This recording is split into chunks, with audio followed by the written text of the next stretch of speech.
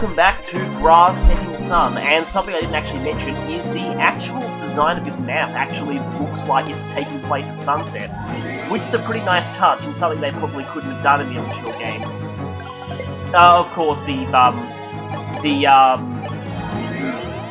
setting sun in the title of the chapter is most likely metaphorical, but still, like how it's kind of literal at the same time too.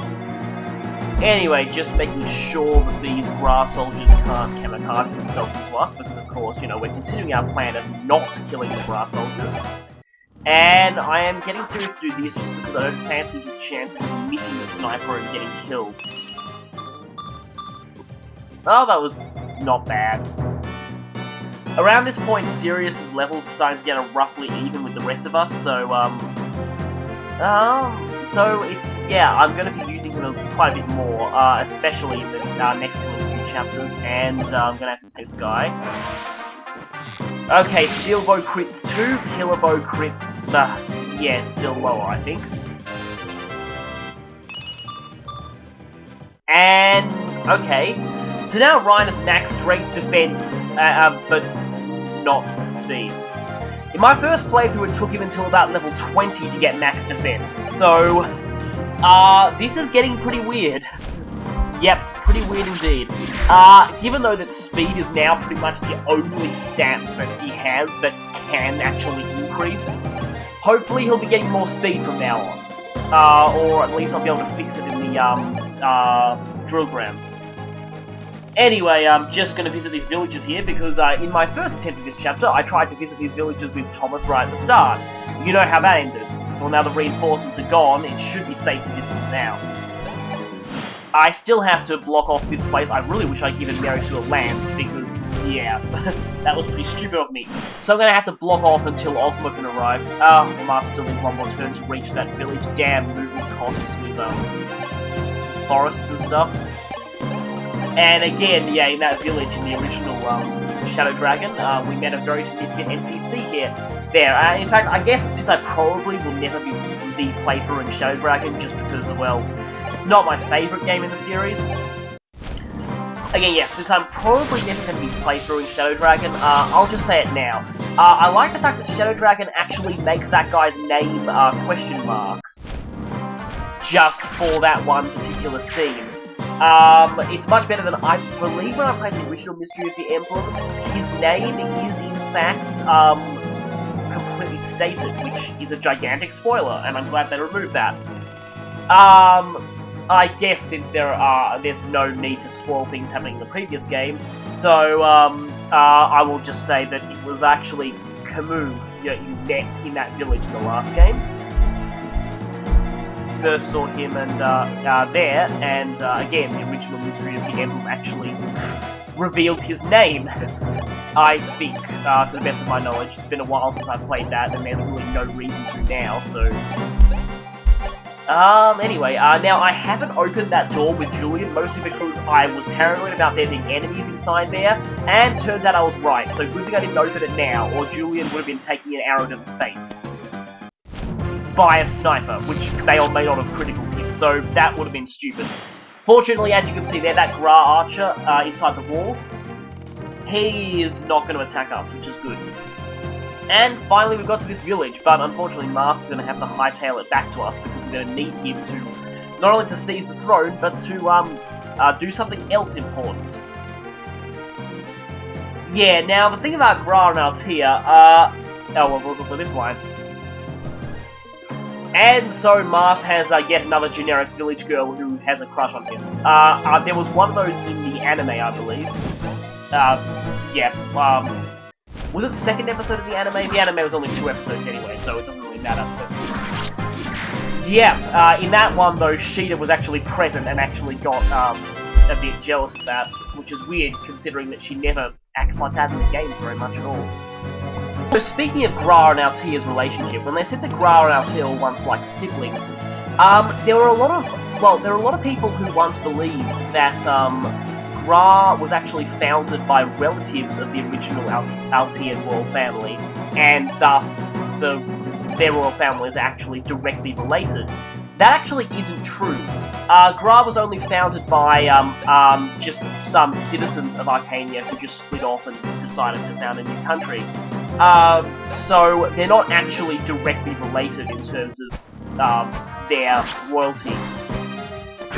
But still, I mean, they did used to be, well, sort of, kind of the same nation in a way, but then stuff happened with the king at the time of Shadow Dragon did a massive douche, and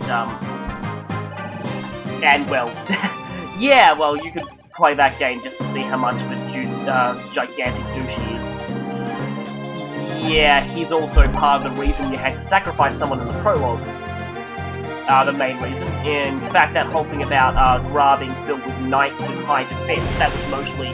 Yep, see, yep, that's why I was worried about the door. If Julian had opened that earlier, yeah, that wouldn't have been good. Now, I need to find a way to do this without the sniper attacking Julian. So, yes, sniper, and that guy's got a killer axe, doesn't he?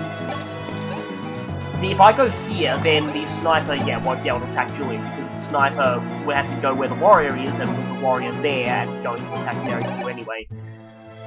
Yeah, he's not going to be getting there. Yeah, the country's knights, I was just going to explain about that. There was this enormous force of armoured knights that appeared in the prologue of Shadow Dragon, all with silver lances. There was like no way you could fight those guys. I forgot how many of them they actually used in the actual Gra chapter back in Shadow Dragon, but still. And this is kind of what I wanted to do, lure him into attacking. He's being a complete idiot. And yes, Marth has a bit of a long slog back to need experience for Ogma. Long slog back here. Now, yes, in the Shadow Dragon version of this chapter, you, in fact, I'm equipping this just so I can get with the sniper here. Ow.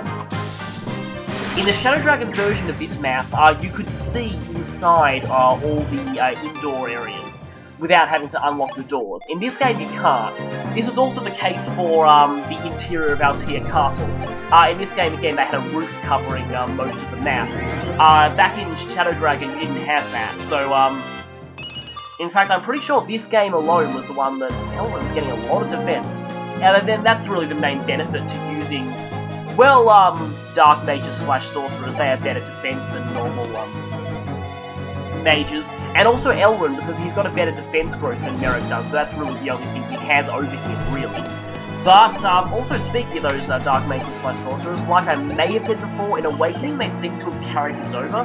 So, Dark Mages like Henry and Saria, don't mind if the localization changes their names. Just the two Dark Mages in that game.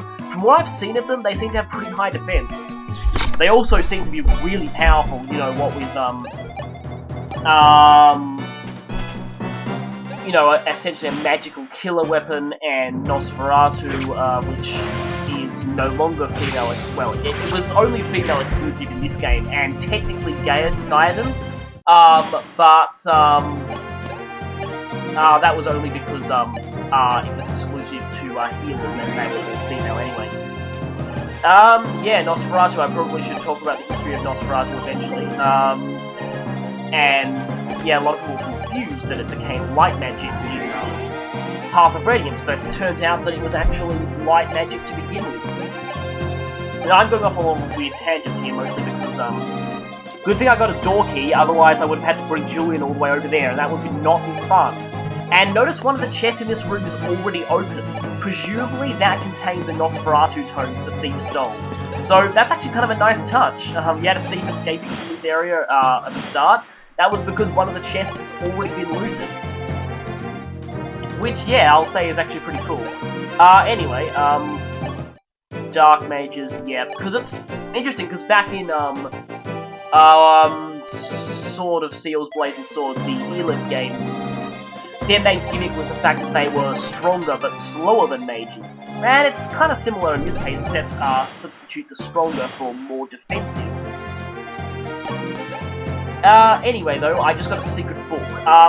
That's not exactly the best reward I could have hoped for, but any stat boosters are, you know, always welcome.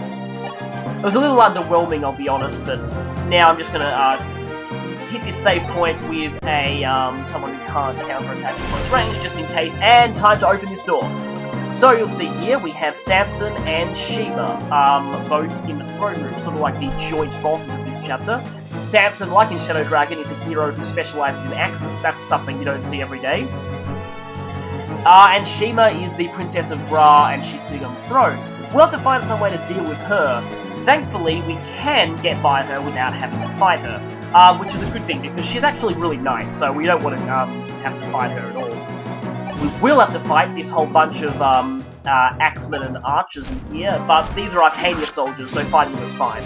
At this point, there are no more Gra soldiers in your way, so you don't have to worry about not accidentally. You actually, again, you cannot kill any Gra soldiers unless you are explicitly trying to.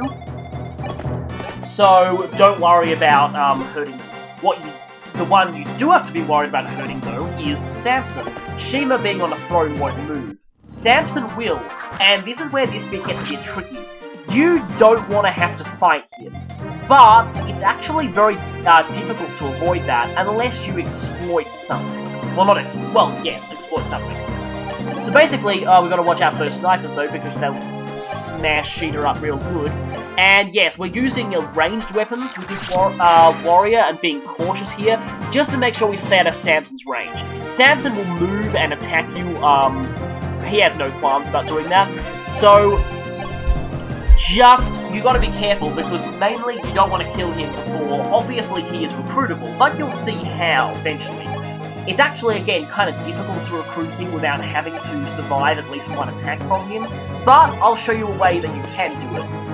And this is why we're going to have to specifically... Oh, more reinforcements, I did not see that coming. At least they weren't from the start of the map. I always hate reinforcements from the start of the map. And Vast is still doubling. He's probably going to stop doubling soon, but for the time being, he is pretty amazing. Oh, you only need one more point of... The enemies are also somewhat magnetized to him because he has really low defense, which is kind of weird. Yeah, enemies seen in this game seem to only take into account defense and rather than actual, like, if the target will kill them. Yeah, they're just really concerned with maximizing kills, which admittedly makes sense, given that most players will restart if someone dies, unless they're playing in casual mode, but... You know, if I did play on casual mode, which I may eventually just to see what the retreat quotes are, because nowhere's really published them, because nowhere seems to be interested in casual mode. But, anyway, if I ever did that, I would most likely still restart even if I lost someone. Anyway, more Dracos. Fortunately, I think these are the last.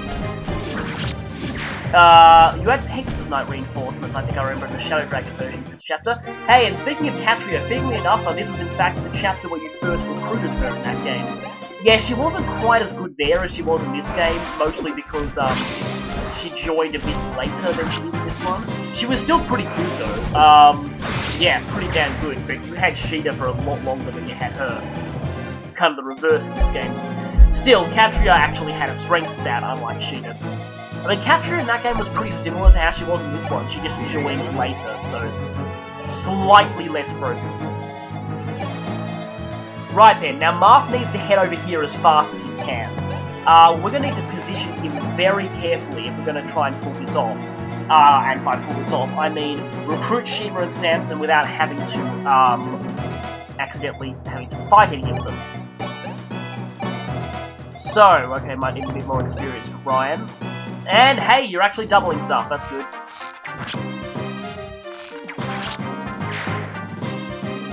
Right there, now, for this plan, we need Theta.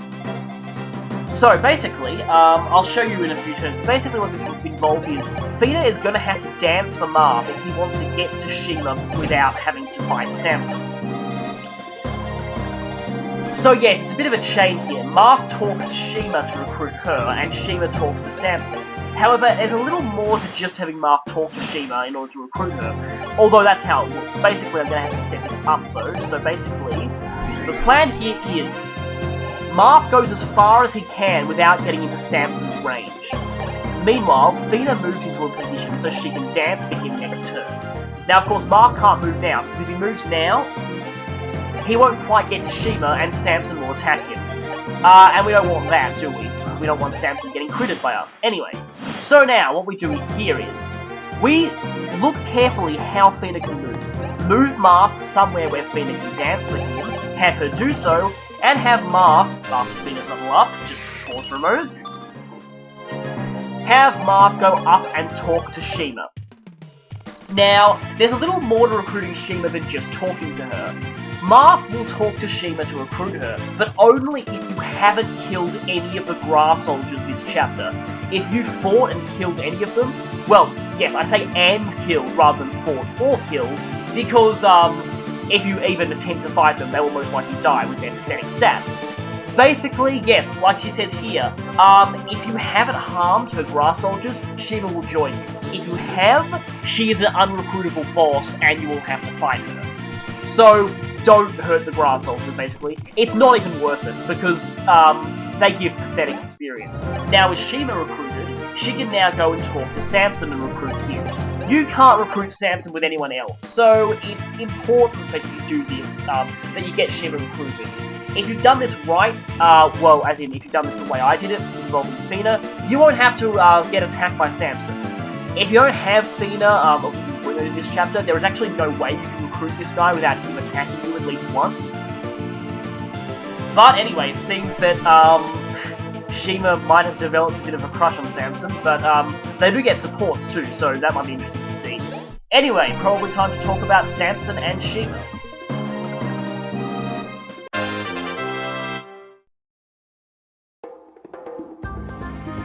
And hey, Samson is back. Or not back, considering that it seems to be canon that you never recruited him in Shadow Dragon. So, technically speaking, this is, in the canon storyline, the first appearance Samson has. And, well, yeah, Samson is another pre-promote hero, like Astrum. But Samson, yeah, does have something interesting going for him, in the fact that he's an axe-specializing hero. Again, those are pretty rare in the series. I remember Echidna from FE6, she also has the additional rarity of being a female hero. Also seems to specialize in axes, but apart from these two, there aren't actually all that many. And it's a shame, really, because Samson, well, being an axe-using hero is really the only thing remotely interesting about him, because he kinda sucks. Yeah, he basically suffers from, again, you've heard it 1,000 times before, the same pre-promote syndrome that just about every single pre-promote that joins around this point suffers from. Bad bases. Those bases were pretty good by the standards of the original Mystery, especially that speed. That speed was really nice by those standards. I mean, 2 points off max at level 5, with, 15 levels to go, that's actually pretty good. Now though, just look at those averages. Yeah, you're better off using another hero. Even Caesar will be even better than this guy. Even Astrum. Astrum will totally outclass this guy. I mean, this guy he doesn't even have that good growth. I mean, look at that speed. 30 speed growth on a hero? Ugh. And 35 skill, I mean, his defense is moderately okay, but other than that, really the only good growth he has is luck. And I mean, I will admit that his luck does get pretty high, but that's really the only thing he's got going for him, and, well, just on the higher difficulties, averages like that, while they're good by the standards of the original Mystery of the Emblem, in this game they're just, well, pathetic. Not only that, but Ogma joins so much earlier, and if you somehow didn't want to use Ogma, then even Caesar will totally outclass this guy, and even Astrum will totally outclass this guy. So there's really nothing much good I can say about him, other than, hey, he's an axe hero, so I mean, he has that, but, I mean, that's really the only thing remotely interesting about him gameplay-wise. Now on to his, employer/possible love interest, Shima, who is a little bit more interesting. Shima joins at level 1 with really terrible bases except for defense, which is actually pretty high, and actually really good starting weapon ranks too. But the main thing interesting about her is that she is a female general. Yeah, although female generals in the Fire Emblem series have always been kind of a thing. I mean, there's Wendy, Amelia, Meg, all three of them have their fair share of hatred by fans. I mean, Amelia, then again, she doesn't always have to be a general. And, I mean, I personally think she's better off as a paladin on Great Knight. So she kinda escapes the mold, basically. But Wendy and Meg, yeah, they're two of the most hated characters in their respective games.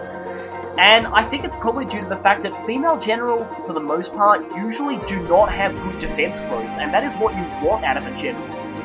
And they usually have great speed growths, but that's wasted due to a terrible cap. In fact, in Meg's case, hilariously, Gatry actually has a better speed cap than she does, despite her supposedly being the speedy general. And with him having a 60 speed growth, he's going to get there. But I'm not talking about Radiant Dawn, I'm talking about new Mystery of the Emblem, Heroes of Light and Shadow, and Shima. Now, the new part in Mystery of the Emblem has changed things a bit for Shima. Well, on the plus side, she can now reclass, and given that General is not the best class to fit her growth rates, that's actually probably a pretty good thing. If you are going to use her, I would recommend reclassing her to something like Paladin. Mostly because, yeah, her growths, they're actually very good. I mean, similar to Est in that regard, although unlike Est, she completely lacks promotion gains, and she has much less levels to make use of those growths. So she's not exactly an Est archetype character, she's not going to end up that amazing in the end. I mean, those averages are not actually really that spectacular. On a Paladin, though, those averages might look a bit better, and that's why I would recommend reclassing her probably if you were going to use her. Again, she's got great growth in just about everything except for defense, and that's the one stat her class really needs. So again, reclassing is a bit of a boon to her. Of course, the remake has also taken away one of her greatest boons from the original game. In the original Mystery of the Emblem, which I probably explained, due to the dismounting feature, Armor Knights and Generals were just about the only classes that could use lances indoors. The final chapter took place indoors. Shima alongside Drow were one of only two generals in that game, meaning they were the only two characters who could use the Gradivis indoors. In other words, they were the only ones... Okay, let me just put it this way. In other words, if you wanted the Gradivis in the final chapter, you had to use either one of them. Now, Shima actually had a bit of an edge over Draug, I will say, just because Draug had a terrible defense growth, and Shima at least had the good base. But they were both pretty terrible because generals were awful in that game. Mostly because everything had a 20 defense cap. I mean, when paladins can reach maximum defense, there's really no reason to use a general. You're just getting low movement with no advantages to make up for it, so yeah. In the original, yes, like I was saying, Shima did have that one niche of being the only one able to use the Gradivis in the final chapter alongside Droug. Of course, considering that, yes, both her and Droug were pretty awful, that was not really saying much. So, that was really all they had. In this game, though, that is gone. Dismounting is no more, which means that the Gradivis can be used indoors in the final chapter by much, much better characters than her. And that is really a serious blow to Shima. Very serious. She's lost pretty much the one reason for using her in the original game, and with that gone, she's down to basically none. Sorry, but starting at level 1 with such bad bases at a point where most of my promoted units are level 10, yeah, unless you have a lot of money to spend on the drill grounds or one of the stat boosters, she's not really going to become that useful. So unless you're interested in her character-wise, there's really no reason to use her in this game. I mean, she's got enough of a starting lance rank to use the Gradivis immediately, but considering again that much better people can use the Gradivis in the final chapter now, yeah, there's really no reason to use her. Again, unless you're kind of interested. If you are going to use her, I would recommend reclassing her to something else, preferably Paladin, Swordmaster, really anything but General, really, because, yeah, that's not exactly the best class for her. So that is Shima. I mean, you know, she's got plot importance, but other than that, she's just another meh pre-promote, really, though with some interesting qualities that don't exactly save her. Now, there's one more thing I need to mention about Samson and Shima. And that is regarding the fact that the grass soldiers are still very much on the map. Technically speaking, I can go seize the throne now. But first, I'm going to show something. In the original Mystery of the Emblem, you could feel free to kill the grass soldiers now, for the free experience. Since a kill was a guaranteed 30 experience in that game, they actually gave pretty good experience. In this game though, there's a bit of a catch. If you kill any grass soldiers while Samson and Shima are alive and recruited, and I'm probably going to have to stop here and pause because I don't want to have to go into the end scene just yet. Okay, just freezing Jagan for a bit there, so I can talk about this. Now, in this game, the developers have added a very interesting feature to prevent you from abusing what was easily abusable in the original game, namely the fact that you were free to kill the grass soldiers once Shima was recruited. In this game, though, if you kill any of the grass soldiers while Samson and Shima are recruited and still alive, they will switch back to the enemy side, and you will not be able to get them back at all. Yes, they will permanently leave you, become enemies, and that's it. They're enemies permanently, you will not be able to recruit them back. I'm pretty sure that Jill in Fire Emblem Path of Radiance is the only character in the whole series who has ever been able to do this same thing. Namely, a recruitable ally who has the potential to switch back to an enemy permanently. So, I decided though, just to show off the translation team's work and the completeness of this patch, and also just to show you what would happen if I did do this, I decided to actually show what happens if you trigger this event. Now, of course, this requires you to be a heartless evil bastard, which of course Marth isn't. But say there was a really, really bad fanfiction, where Marth was evil for no apparent reason. In this alternate universe, I give you...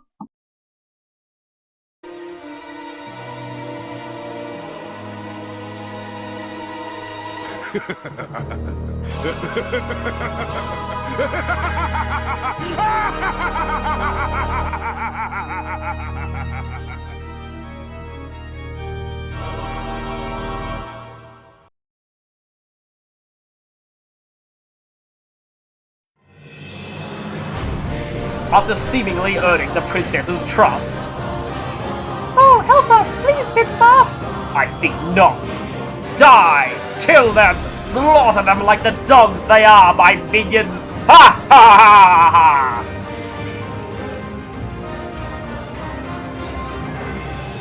The princess's trust betrayed. She and her loyal bodyguard turn on Marth's army. Permanently. There will be no going back. So basically, if you do that, from this point on, Samson and Shima are now enemies, in all respects. You can attack them, they can attack you, and there's no getting them back. Nope. Yep, doing that is just too unforgivable. There is no way you are getting them back after that. And they will mercilessly attack anyone, so I'm keeping Fina covered. Now, the other thing about this is, if you do this, the grass soldiers will also freely attack you. This usually doesn't end well, though, as you saw there. And, as you can see, they give absolutely pitiful experience, so it's not worth attacking them anyway. And yes, they will all move to attack you, and go charging right for you, which is not going to do much, really. So, yeah, you don't want to do this. Let me just show off what happens when you fight Shima. Sorry, I'm playing a different theme over this, but she does get a boss theme. And, well, that's enough of that. Let's get out of this bizarro bad fanfiction world and back to reality. Don't worry, I made a separate save state for that. That is not going to be part of the actual playthrough. That was just something extra I wanted to show. So just forget that ever happened. Now, at this point, this conversation has a bit of a difference from the original Mystery of the Emblem. In the original Mystery of the Emblem, this plan that Mary Sue was about to suggest, was actually Marth's idea. So, yes, my unit is actually taking credit for something that, again, was Marth's idea in the original game. But, well, at least, you know, they're doing something, they're actually serving a role in the plot, and considering, yeah, that they're supposed to be Marth's bodyguard, I guess it kind of makes sense for them to suggest this strategy. So basically, yeah, the fastest possible route is through the pass. And we've been walking distance of the palace and went through there. But, there's probably an ambush waiting for us, obviously, because there wouldn't be a next chapter otherwise. So, next time we're going to run straight into an ambush. But an ambush we're probably not expecting from some familiar old friends. And some unfamiliar new friends. Who is this? Yeah, Frost is one of the BS Fire Emblem characters. The last one to join you in this game, actually. He was from BS Chapter 2, the Crimson Dragoon, the one starring Minerva and Hardin. Yeah, he was a bishop who seems to care for his family, and fights for some Macedonian rebels, simply because they're holding his family hostage. And he's convinced to fight for Minerva after she talks to him. And, well, he's coming to join us for some reason, and ever since he technically should have joined us since we saved Macedon, but, well, he couldn't catch up. So, let's talk about him then. So, hey, it's Frost, or as the fandom knows him as... Who is this guy again? Yeah, he kind of comes out of the blue with very little characterization or reason for him being there. And he's pretty unmemorable gameplay-wise, too. I mean, yeah, he's just another pre-promote with awful bases. Really, really awful bases in his case. I mean, ugh. Wow, those are terrible. His growths are actually not all that bad by pre-promote Bishop standards. I mean, he's better than Wendell. And if this guy had joined instead of Wendell back when we got Wendell, I might have actually recommended using this guy as a bit of a, you know, if you needed a pre-promote staff bot back then. As it stands, if you do want to staff a you know, pre-promoted staff bot at this point, why don't you just use Katarina instead? She joined in the last chapter, she's better in every single way, and she can actually attack worth something, unlike him. They're all the same staff rank, but she can do so much more. I mean, she's got better growths, better bases, better starting magic rank, better everything, really. So, yes, when Katarina and Etzel exist, there's really very little reason to use this guy, you know. But then again, being an extra staff bot is nice, so I guess he's not completely worthless. I mean, for healing and all, you know, I mean, healing utility is always nice. It's just that, you know, if you wanted that at this point, why wouldn't you use Katarina instead, or even Etzel? Both of them do the job of pre-promote staff bot much better than this guy, and yeah, to be honest, they're both more interesting characters. So, yeah, I would not recommend using this guy, even though he does have cool facial hair, and does actually look pretty cool in general, but that's really all he has going for him. Sorry, Frost, you're not very interesting. Next? Next chapter, I mean. See you next chapter. His genericness is rubbing off on me. Sorry. See you next chapter.